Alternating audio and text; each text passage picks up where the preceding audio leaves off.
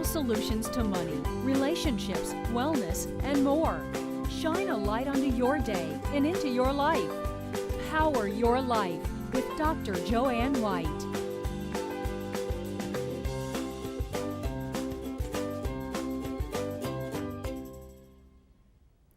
Welcome to Power Your Life. I'm Joanne White, your host, and my first guest overcame the horrifying nightmare of childhood abuse. Marilla Scott's determination and persistence have inspired so many people. She's one of Oprah's 5 ambassadors of hope and a best-selling author of In Our House, Perception versus Reality, Surrounded by Inspiration, and Bad to the Bone. Her latest book, Intuition, is co-authored with her daughter and is all about powerful life lessons to encourage change. Marilla Scott joins us via Skype. Welcome, Marilla. Hi, thank you. Oh, thank you. You are a blessing to so many. And what I need to know is you've really endured a lot, even starting very early at a young age with childhood abuse. When did you decide or get the strength and the courage to be able to share your message with other people? Well, I think when I was in college, it hit me that I was watching the transition that I had to go through and saw how difficult it was recanting my story and learning how to kind of rebuild my life. And I wanted to, once I got out of that phase, realizing this wasn't my destiny, this isn't who I'm supposed to be, I wanted to help other people get there too. And so as I transitioned and began writing, and I saw what it did for me, how therapeutic the process was, I said, wow, I have to teach others how to accomplish this and do this. So writing for you, like you said, was a very healing, and I understand that because it's very therapeutic for me as well.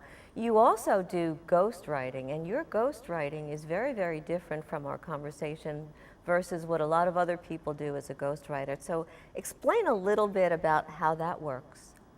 Well, the ghostwriting is a way for me to transition what I've learned how to do therapeutically and help myself heal and overcome adversity. And I do inspirational works only. If you want to help someone, maybe you've had a lot of pain in your life and you want to learn how to get that out of you. Once you get it out through writing and sharing your story, it's amazing what you see that you overcame. So you realize, wow, if I can overcome this, I can overcome other things. And it's a process to actually look at it and see it. So in doing that, I have clients that call me and say, I read your book, I love what you've done, I want to share my story. And I have them come to Ohio. I love when they come to our cabin, they spend 3 days with me, we cook, we laugh, we do a little fishing sometimes, or golf if you like it.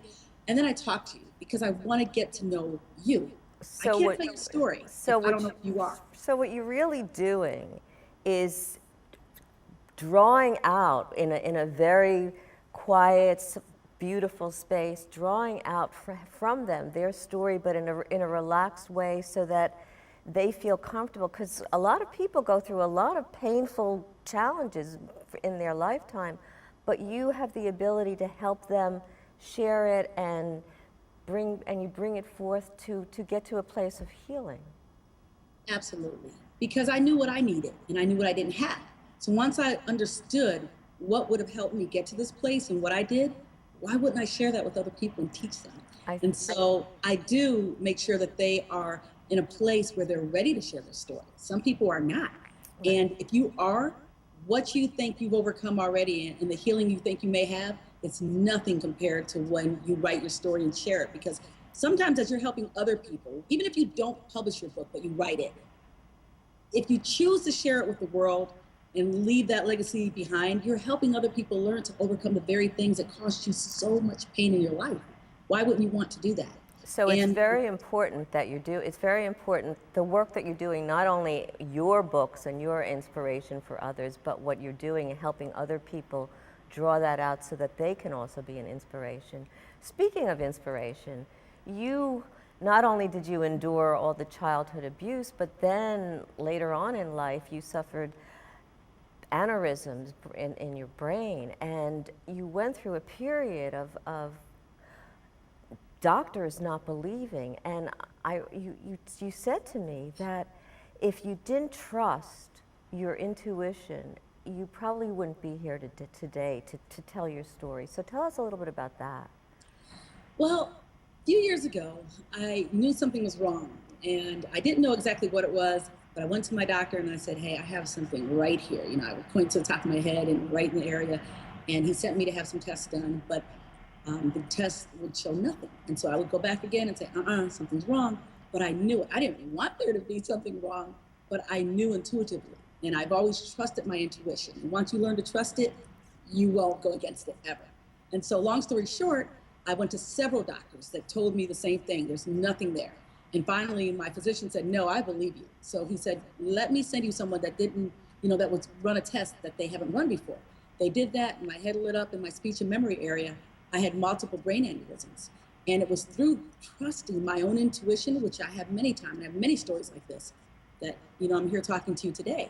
So it was a process, but it's my faith. And I'm so glad that you did, because you survived that beautifully, and your daughter really helped you write this book. And you told me, again, by her helping you remember a lot of stuff, because you had to go through a transformation to kind of get past the aneurysms and heal yourself and get some help, to really be able to share the knowledge of trusting oneself. Give us one quick tip, because we're running out of time, as to how to trust our intuition. You know what? Look behind you. When you look behind you and you see everything that you overcame and choices you made, and you say, "Wow, I knew better. I should have done this. I should have done that," and you didn't do it. Those are the times that you should have trusted your intuition. But when you go against it, because intuition rises above reason, people don't always understand it. But because it's a gift that all of us have, you won't always understand it. But learn to trust it by having peace and removing negativity from your own life. And you're so right. It is a gift, and so are you. Thank you so much for being with us.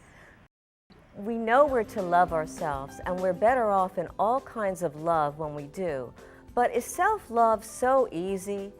What do we need to do to step it up? After the break, author and psychotherapist Dr. Angela Clack will join us on the path to loving yourself.